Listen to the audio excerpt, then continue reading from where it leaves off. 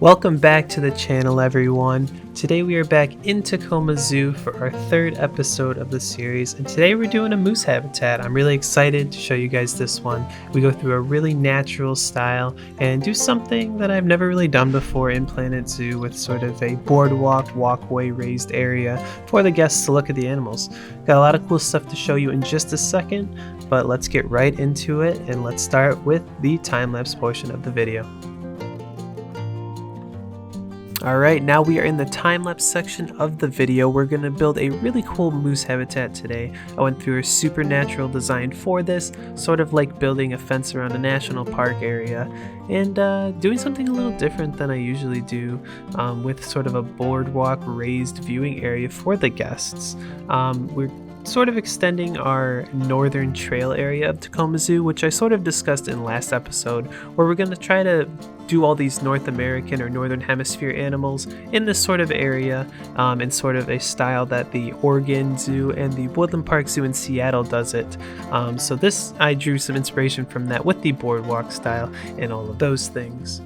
So before we get even further into the video, I just want to say, please consider subscribing down below if you haven't already. I got a lot of really cool stuff coming soon, and you want to stay tuned on the channel for that, and it really does help me grow and help out the channel in general. So for this zoo and for this sort of habitat in the zoo, we're really going through a lot of realism and a lot of natural looking habitats. So I think this checks both of those boxes here, and we do some cool things, especially with the terrain here. It's a fairly large habitat. I did a lot of landmass, probably 3 or 4 times the size of the beaver habitat we did in the last episode, and I was able to put more than the normally allowed moose population in this habitat. First, because it's sandbox mode, and second, because it was so big. I kind of wanted to fill up the space with the animals and didn't want it to seem a little sparse. That being said, now that I see it in the end, I could take maybe a moose or 2 out, but we only really have 6 in there right now, so it's not too fairly many. But really, I wanted to build a marsh for the moose. I wanted to build a lot of forest for them to hide in, and I did sort of a barn that we'll look at in a second as well. And just the moose are one of my favorite animals to build in these types of games, going way back to the Zoo Tycoon days, if you guys remember those. I used to always build the moose habitats first because I just thought they were a cool animal. I really like the North American style animals. As you guys can tell, we're going to be doing those for probably the first 5 or so episodes of this zoo. So this is episode 3, so expect a few more North American animal builds here as we go a little further.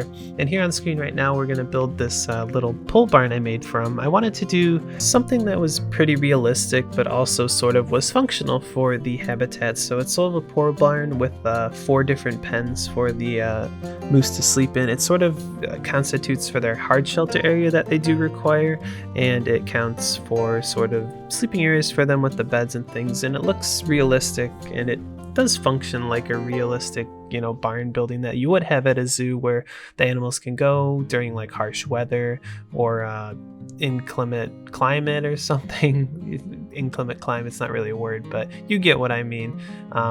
Definitely the moose would be okay in the winter, but maybe some really harsh winters or things like that, it'd be good to have them inside. Or if they get injured or something, they can like rest in there. XYZ. So what I did is put the habitat beds in there, as well as a couple zookeeper hut facilities in the back, so they can have instant access to the food when the zookeepers come to feed the moose here. And it'll kind of help because I think I'm going to butt up another habitat on the back of this moose habitat in a future video, so it'll help for the facilities of the zoo having 2 zookeeper huts in here so they can get access to food really quickly, because the further you get in a zoo build, the harder it is for the animals to get fed, as a lot of the zookeeper huts get spaced out and the zookeepers don't really feed the animals, and you run into issues with that. And you really want to keep the animals fed for aesthetic reasons and just keeping them alive. But in sandbox, that doesn't really matter. But if you're doing a franchise zoo, I do recommend sort of using this strategy. So really in the time-lapse session, not a lot left here. It's just been a lot of sort of terrain work, making it look natural, as well as a lot of foliage work with a bunch of trees and things like that.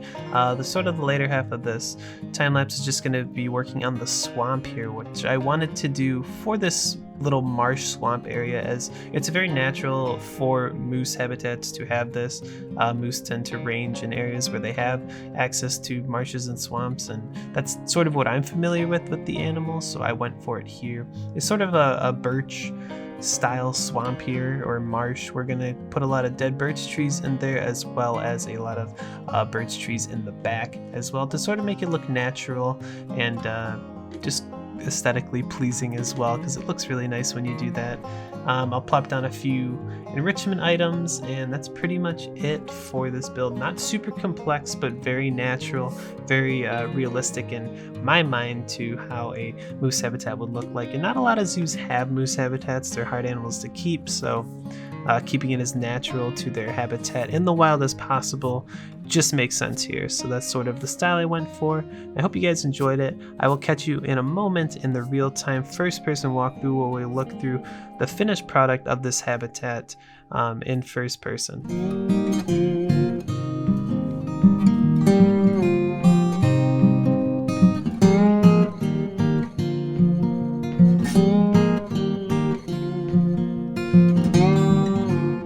Alright everybody, we are now back in the real-time walkthrough of the build. We're starting over here at the beaver habitat that we built in the last episode. If you guys haven't seen this yet, feel free to check it out. It'll be in the link in the description below.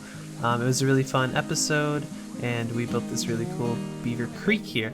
But let's walk over to the focal point of this episode, and that is the next habitat in our North American sort of northern trail area, and that is the Moose Overlook. So the Moose Overlook is going to start with this nice little sign I made here, something simple using all in-game pieces here. No screens, which I have been utilizing throughout the rest of the park.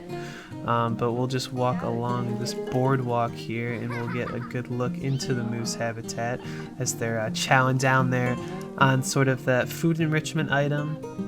And there's two females there, and it just looks really beautiful and natural, and that's sort of the look I was going for. I wanted it to be like you just plopped a fence and sort of this little boardwalk walkway into an actual national park with moose around, because not a lot of zoos have moose habitats. They're sort of a hard animal to keep in captivity due to the fact that they don't really do well in captivity. So I wanted the habitat to be as natural as possible here, and I sort of added this little educational talk enrichment. Well, not enrichment, it's more of a guest item, facility item here, and it looks like they just got finished with one of those talks, so they'll clear up the boardwalk here. But we have this little outcropping here where folks can look out into the moose habitat here and really check it out. So that's sort of the look I wanted to go for here. I wanted it to be sort of like the guests were visiting in the moose habitat, being really natural and everything.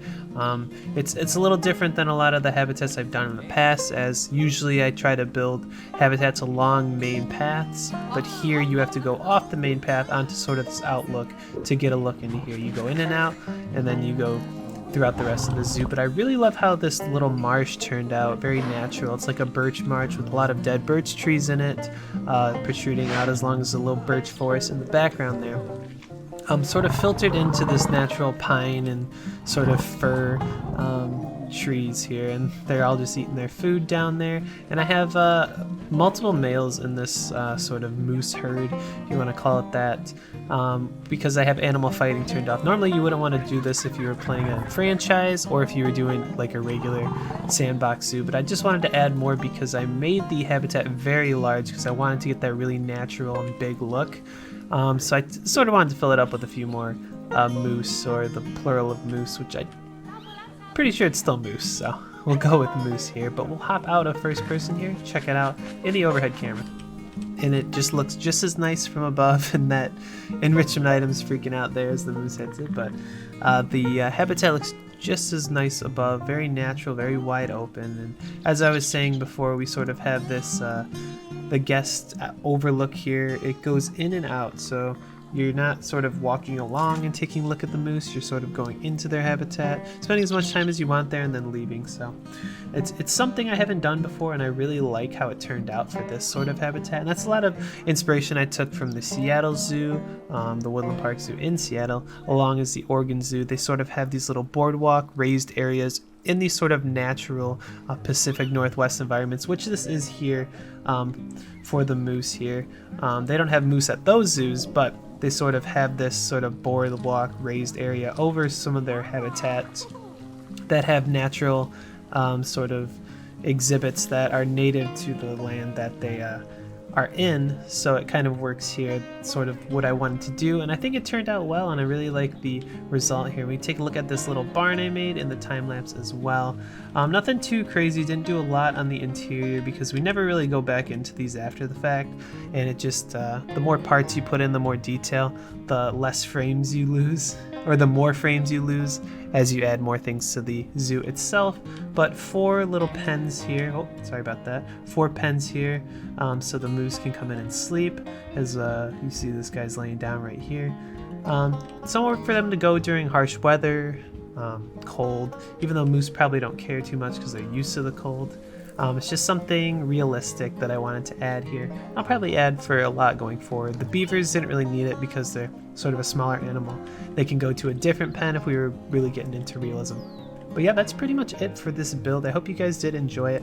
I had a lot of fun making a really natural habitat here, and I think it shows, and I think it turned out really well, and I'm happy with the result. Hope you guys liked it too, and we'll be doing more of these builds in the future. That's going to do it for this episode, everybody. Thank you for stopping by, and for those who have stayed tuned for this long in the episode, I really do appreciate it. Please check out episode 1 and 2 of Tacoma Zoo if you haven't yet. Please consider subscribing down below if you are not. Like the video if you liked it. Leave a comment if you like what we're doing in the zoo so far. And I will see you guys in the next episode of Tacoma Zoo, or just another Planet Zoo related video. We got a lot of content coming out in the near future, and I'm excited to share more with you guys. Alright, that is all folks, and I'll see you in the next video.